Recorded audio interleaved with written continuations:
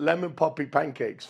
But this was one of the first recipes that I've ever made. And I kind of use it as an analogy to, you know, if we make a recipe, which I've got here, I'm putting all of my dry ingredients into a bowl.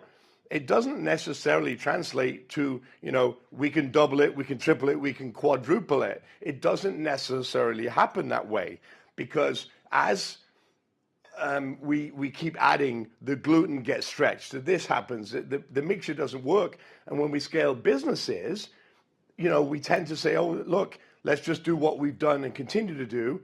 And that's why businesses fail. This recipe won't work if we do it 2 to 4 times. And we have a choice to evaluate, do we keep doing that or do we change the system? So I think that's one of the analogies and the lessons I've learned. And all I've done is put all my dry ingredients in here. I've got a couple of eggs. I've got some vinegar, some lemon juice, butter, and vanilla. And it's really interesting because I find more and more people just say, oh, yeah, let's just keep doing the same things and expect a different. Right. Something I've learned from you, and this is a true statement, so please don't think I'm sucking up to you. It's a true statement. When I first watched you and the passion you have for food and the passion you share with people through food, let's look at the down-to-earth thing, right? We have to eat to live. We have to live to eat. But there is a piece of food that gives hope.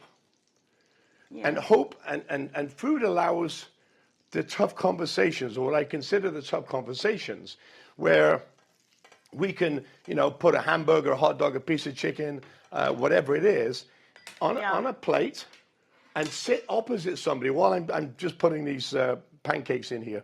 And we can literally talk to people and say, look, you know, you messed up or you did great and food is that hope. It's what I call the international language of love, because it doesn't matter what it is. It could be talking about race, religion, money. It doesn't matter. And food is a huge part of empathy. Yeah. And it says, hey, I'm cooking these pancakes for you from my heart.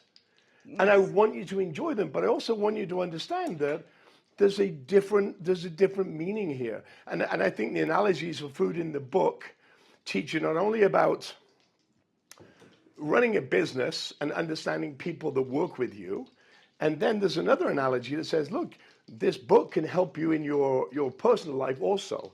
And I think that's really important. It's the same concepts always. Do you have humility? Do you work hard? And do you care about your fellow man? So look, I've got the pancakes over here. I've still got some in the pan going over there.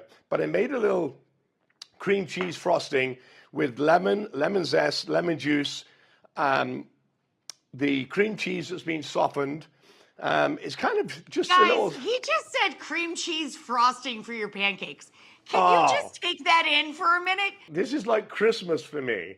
I'm all about, listen, I don't care what anybody says. I think every meal should end in something sweet or begin with something sweet. So I don't care what anybody says. I'm all about it. Look, the pancakes. Oh, my God. Do not be afraid. Ridiculous. Oh, yes.